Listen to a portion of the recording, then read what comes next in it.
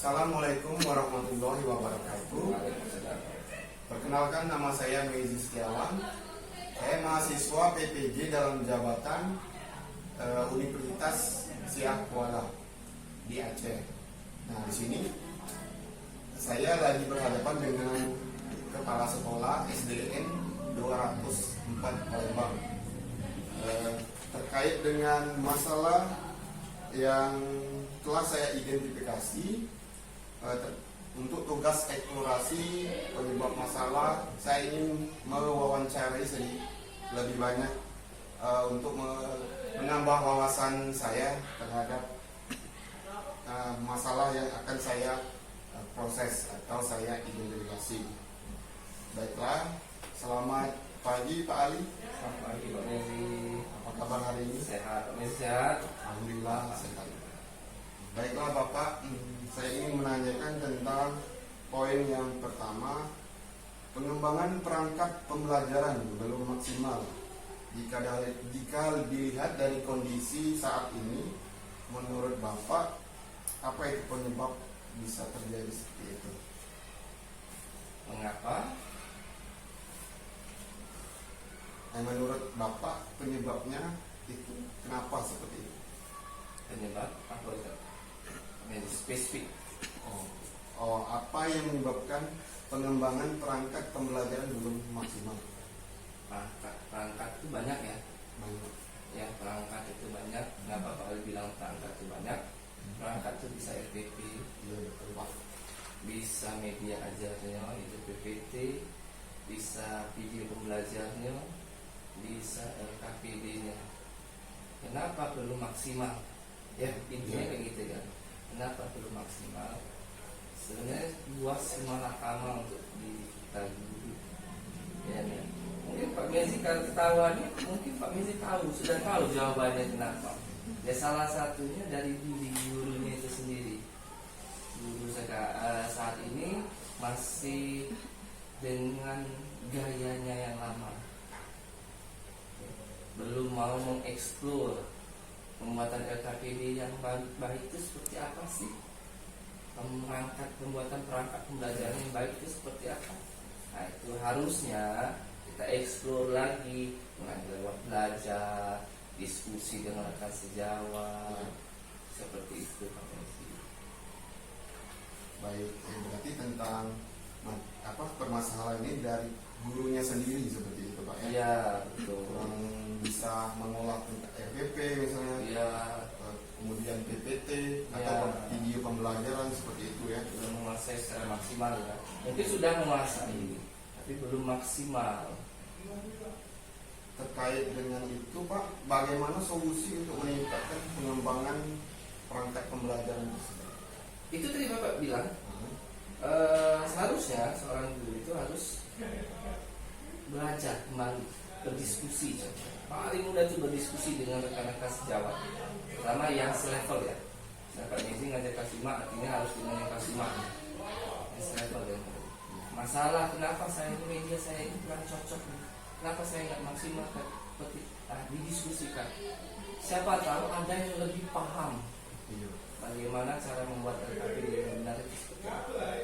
Bukan yang kita buat selama yang salah, enggak. Tapi yang menurut banyak orang itu ini yang paling benar, paling bagus untuk dilakukan. Seperti itu. Terus yang kedua, kan PMM banyak nih, materi-materi di PMM itu materi banyak. Harusnya kita juga sering ngulik-ngulik di internet. Membuka situs-situs di PMM itu kan banyak sekali. Ya, kenapa enggak kita lakukan? Yang selanjutnya, kalau ada pelatihan seminar, enggak ada sarannya untuk berdiskusi sama Pak, saya pengen Pak ikut Pak, saya aja Pak yang bikin. Nah, ini enggak. Ketika disuruh, enggak usah Pak, yang lain-lain. Nah, kan harusnya saya itu jangan. Terkait dengan masalah dari gurunya, itu mungkin pengaruh juga Pak kepada anak didik kita atau siswa kita. Betul. Termasuk dengan poin masalah yang kedua saya, bukan minat dan motivasi belajar siswa rendah. Nah, mungkin itu tadi pengaruhnya.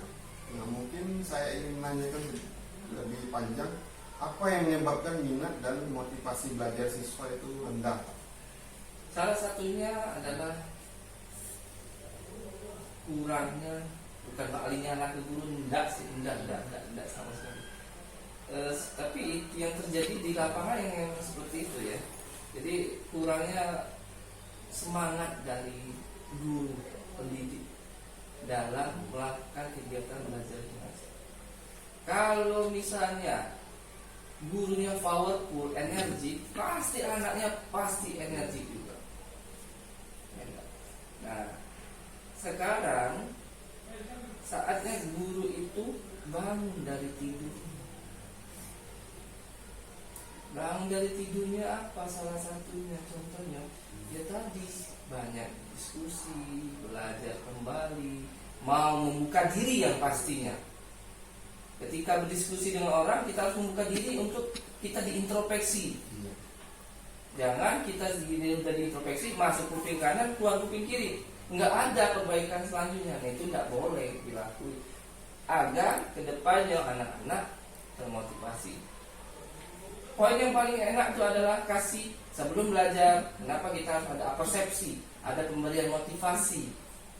Ya kan di RPP atau modul ajar kita ada seperti itu. Nah, itu fungsinya untuk membangkitkan selain untuk memfokuskan anak-anak dalam belajar. Dari situ memang kurangnya semangat atau energi yang dari pihak guru tersebut ya, belajar seperti itu, motivasi, kemudian diskusi atau membuka diri terhadap teman sejawat atau guru lain itu termasuk kurang juga. Mungkin untuk solusinya Pak sudah terangkum di situ ya, sudah terangkum di sana. Kemudian terkait dengan minat baca tadi, mungkin pengaruhnya ada di siswa pada saat pengerjaan soal, seperti kurangnya pemahaman siswa mengenai pembelajaran atau soal-soal yang berkaitan dengan POTS. POTS itu ujung-ujungnya nanti berhubungan dengan literasi numerasi. Ya, POTS itu higher order thinking skill. Artinya anak-anak itu diajarkan bagaimana mereka berpikir tingkat tinggi. Meskipun soalnya sangat gampang.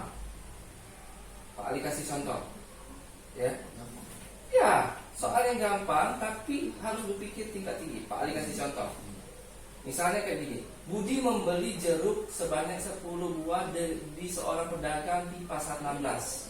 Kemudian Pak Budi pulang ke rumah, tiba-tiba Pak Budi ketemu dengan si Anwar.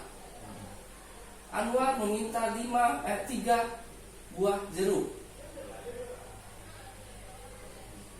Kemudian Pak Budi memberikan kembali jeruknya kepada si Jaka misalnya ya, sebanyak 2 jeruk. Sebelum mampir ke rumah, Pak Budi mampir lagi ke rumah si Joni misalnya. Di rumah Joni Pak Budi mendapatkan 15 jeruk. Berapa jeruk yang bukan berapa? Jeruk yang ada di Pak Budi sekarang itu mudah ya. Tapi itu memerlukan pemahaman tingkat tinggi. Nah, ujung-ujungnya apa tuh? Literasi mereka harus punya, numerasinya harus punya. Kenapa mereka belum terbiasa? Karena gurunya juga belum membiasakan memberikan soal-soal kayak gitu. Kenapa? Soal-soal yang biasa dikasih guru apa? Soal 5 dikurang 3 hasilnya berapa nak? Yolah tahu jelas lah. Tapi ketika dikasih soal kayak itu, wis 14 dah, nggak akan bisa jawab mereka. Lama pasti mereka jawab. Tapi kalau anak-anak sudah tahu konsepnya, udah enak. Makanya sekarang kita digalakkan literasi numerasi agar bisa ke POTS. Berarti di sini Pak, guru harus menekankan kepada siswa untuk mengetahui atau mengajak siswa untuk program literasi atau numerasi, karena soal-soal ini sangat panjang, kemudian ya harus membaca seperti itu. Memerlukan pemahaman. Pemahaman yang tinggi ya Pak ya. Ya, jadi kayak gini Karena- Pak Desi tadi potong dikit. Jangan kita salah kaprah. Soal hoax itu bukan soal yang rumit, sulit, bukan. Itu yang harus kita hilangkan. Itu yang harus hilang. Soal yang mudah kayak Pak Ali bilang tadi, itu mudah. Iya Pak. Tapi bagi anak-anak itu ya susah. Jadi posisikan diri kita sebagai seorang siswa. Jangan menjadikan diri kita sebagai seorang guru. Posisi kita. Itu yang harus kita ubah juga. Soal hoax artinya harus soal yang harus paling tingginya. Tak boleh itu. Tidak, itu salah kaprah. Ya mungkin karena selama ini siswa hanya terbiasa dengan soal-soal yang biasa. Ya. Seperti Bapak tadi 5 tambah 1 sama dengan berapa seperti itu kan. Terkait dengan hoax tersebut Pak, mungkin di sini guru-gurunya juga belum mengajarkan tentang model-model pembelajaran yang efektif seperti itu Pak. Nah, terkait dengan poin yang keempat, belum maksimal pemahaman tentang atau pemanfaatan model-model pembelajaran inovatif dalam proses pembelajaran. Jika dikaitkan tersebut, apa itu penyebabnya? Menurut Bapak itu apa? Coba balik. Jawab Pak Mezi sendiri. Kalau tentang model-model pembelajaran mungkin gurunya belum sama tadi Pak ya. Tadi Bapak menjelaskan tentang literasi, mungkin gurunya belum siap tentang membuka situs internet, membaca tentang model atau seminar-seminar atau pelatihan yang dilaksanakan guru tersebut. Itu kalau menurut saya Pak. Media pembelajaran itu banyak. Iya. Pembelajaran inovatif ini sekarang sudah banyak. Sekarang ini kita ini harus merunut ke 4C. Ya. Komunikasi, Critical thinking, terus komunikasi, critical thinking, Kreatif. kolaborasi, sama Kreatif. kreatif. Ya. Nah, di situ seorang guru harus punya semua. Semuanya harus punya. 4C itu harus punya semua. Nah, kendalanya apa sekarang ini? Gurunya sekarang belum banyak yang itu alasannya. Media sekarang nggak banyak yang inovatif. Yang mereka juga itu banyak sekali. berarti kendalanya dari gurunya Pak. Iya, Dan kalau siswa gurunya mau atau iya. tidak. Sekarang merdeka belajar, anak dimerdekakan untuk belajar sesuai dengan kodratnya, ya. Tapi guru juga harus tetap membimbing dan mengarahkan anak itu, kayak anak itik. Kalau dia jalan sendiri, ya nyebar sendiri dia. Kalau tapi ada yang membimbingnya ke arah-arah mana, dia mereka akan terarah. Kayak itu Pak Min. Jadi media pembelajaran inovatif itu bisa kita dapatkan banyak di internet, bisa diskusi apalagi. Jadi dari diskusi kemudian di internet juga banyak Iya. tentang materi-materi tentang model-model yang Ya. inovatif seperti itu ya. Oke, mungkin itu saja Pak yang bisa saya wawancara Bapak terkait dengan masalah ini atau eksplorasi saya. Terima kasih Bapak atas kesempatan dan waktunya. Demikianlah wawancara yang saya dengan Kepala Sekolah Pak Ali Hamini, SPD DR NPD. Semoga bermanfaat. Saya akhiri. Wassalamualaikum warahmatullahi wabarakatuh.